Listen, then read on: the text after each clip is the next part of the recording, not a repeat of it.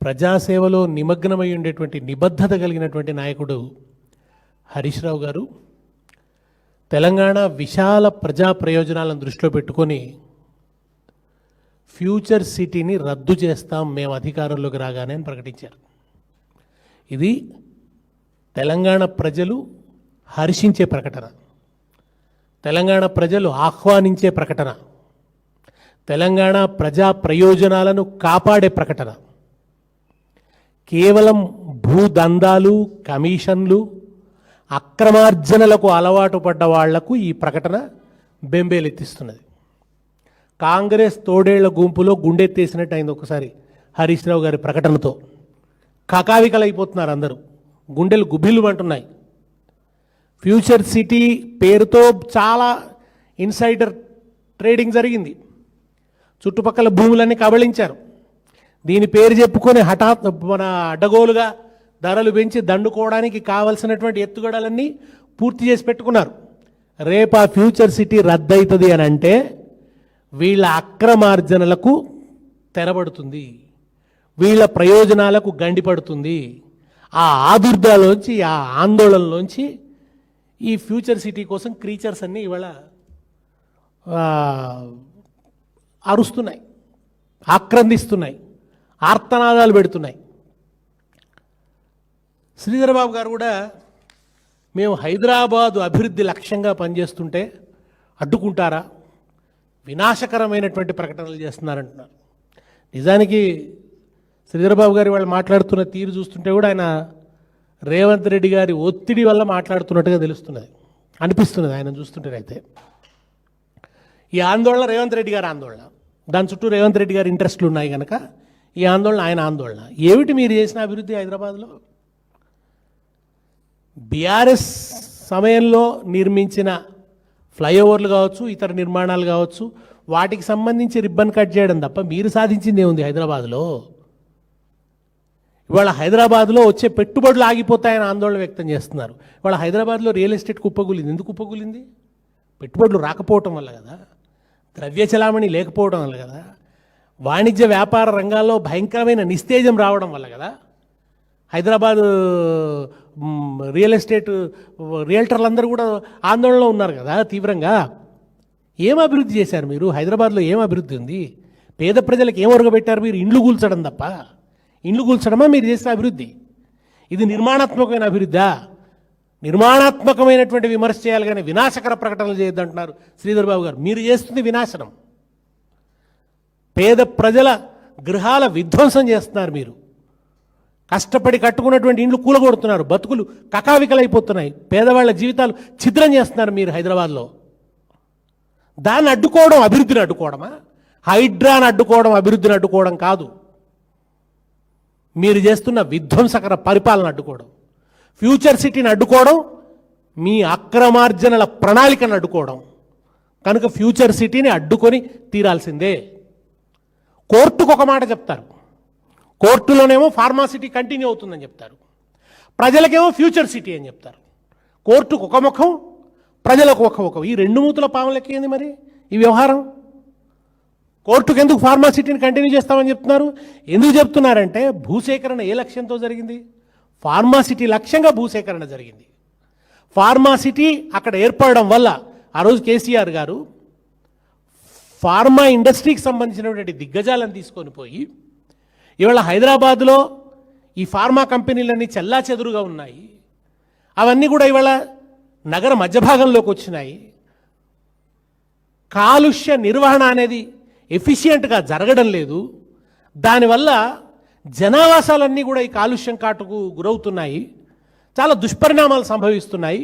దీని నుంచి నగరాన్ని బయటపడేయాలని చెప్పి ఆయన ఫార్మాసిటీ అనేది ప్రత్యేకంగా రూపొందించి, ఒకవైపు ఫార్మా ఇండస్ట్రీకి ఒక హబ్ లాగా ఉంది హైదరాబాద్, అది కొనసాగాలి.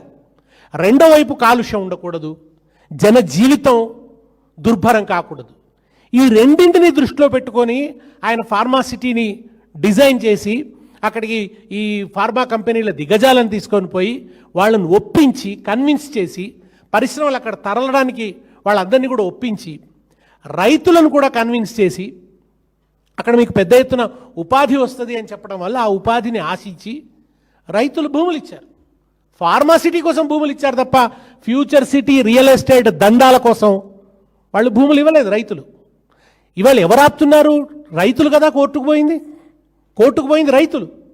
మీరు ఆ రైతులకు సమాధానాలు చెప్పండి. పిసిసి ప్రెసిడెంట్గా ఉన్నప్పుడు రేవంత్ రెడ్డి ఏమన్నాడు? ఒక్కసారి శ్రీధర్ బాబు గారు తిరిగేయండి, ఒకసారి మీరు వెనక్కి పోయి రేవంత్ రెడ్డి గారి స్టేట్మెంట్స్ చూడండి.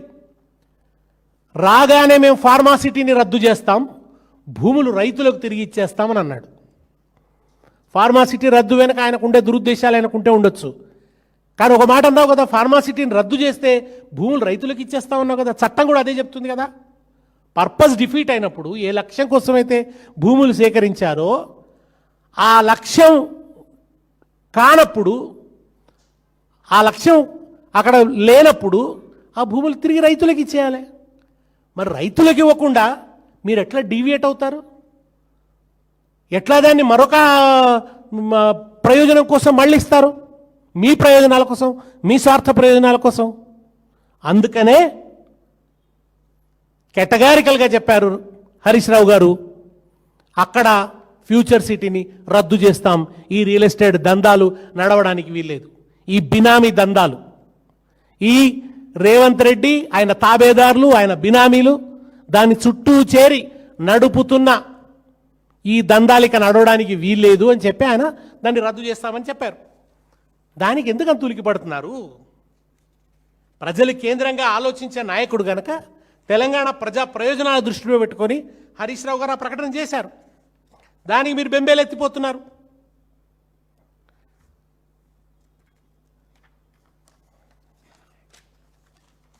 మీరు న్యాయస్థానానికి చెప్పింది ఏమిటి? అక్కడ ఫార్మాసిటీ కంటిన్యూ చేస్తామని చెప్తారు. ఇంత చిత్ర విచిత్రంగా అంటే అక్కడే ఫార్మాసిటీ ఉంటుందట, అక్కడే జనావాసాలట, మళ్ళీ అక్కడనే ఇతర డాటా సెంటర్లట. అంటే దాని అంతా కలగాపులగా చేస్తున్నాడు ఆయన. అక్కడ ఫార్మా కంపెనీలు ఉంటే జనావాసాలకు ఇబ్బంది, జనావాసాలు ఉంటే డాటా సెంటర్లకు ఇబ్బంది. దీన్ని అంతా కలగాపులగం చేస్తూ దీని ద్వారా తమ అక్రమ సంపాదనకు కావలసినటువంటి మార్గాలను వెతుక్కునే క్రమంలో చేస్తున్న ఈ తతంగాన్నంతా కూడా ఎట్లా భరిస్తారు? దీన్ని తప్పకుండా రద్దు చేసి తీరుతారు. అదే ఇవాళ హరీష్ రావు గారు ప్రకటించారు. వినాశకరమైనటువంటి మాటలు మాట్లాడొద్దు అని చెప్పి శ్రీధర్ బాబు గారు చాలా శుద్ధులు చెప్తున్నారు. రేవంత్ రెడ్డి గారు ఏం మాట్లాడారు? శ్రీధర్ బాబు గారు నక్సలైట్లు ప్రగతి భవన్ డైనమైట్తో పేల్చేయాలి అని మాట్లాడారు. ఇది వినాశకరమైనటువంటి స్టేట్మెంట్ శ్రీధర్ బాబు గారు. ఫ్యూచర్ సిటీని రద్దు చేయడం కాదు, ప్రగతి భవన్ డైనమైట్లతో పేల్చేయాలని చెప్పి మాట్లాడాడు ఆయన. ఆయన అధికారంలోకి రాగానే మన విమానాశ్రయానికి వరకు ఉన్న మెట్రో రైళ్లు రద్దు చేశాడు. దానివల్ల హైదరాబాదులో ఒక అభివృద్ధికి అవరోధం ఏర్పడ్డది.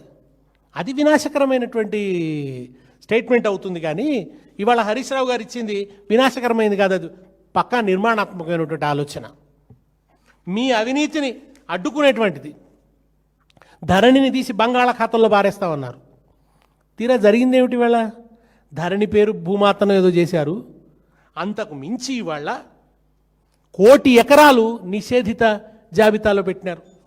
ఇవి వినాశకరమైనటువంటి చర్యలు. వినాశకరమైన చర్యలకు మీరు పాల్పడుతూ ఇవాళ రాష్ట్రంలో ప్రతి వర్గం అల్లాడుతున్నది. రైతులు కుప్పల దగ్గరనే కుప్పగూలిపోతున్నారు కదా. ఇవాళ కేసీఆర్ గారి హయాంలో ఎంత సజావుగా అమ్మకాలు జరిగినాయి, ఎంత సక్రమంగా రైతుల ఖాతాలో డబ్బులు పడ్డాయి, రైతు ఎంత నిరందిగా ఉన్నాడు, ఎంత దర్జాగా ఉన్నాడు, ఎంత హాయిగా ఉన్నాడు. ఇవాళ ఏ రైతును అడిగినా చెప్తాడు. ఆగ్రహోదగ్రులు అవుతున్నారు ఇవాళ రైతులు. మీ దరిద్రబొట్టు, మీ స్టేట్మెంట్లు ఒక రకంగా ఉంటున్నాయి. రైతు సంక్షేమం వర్ధిల్లుతున్నది, రైతులంతా ఆనందంగా ఉన్నారు. రోమ్ నగరం తగలబడుతుంటే మన ఆ నీరజ్ చక్రవర్తి ఫిడెల్ వాయించినట్టు మాట్లాడుతున్నారు మీరంతా.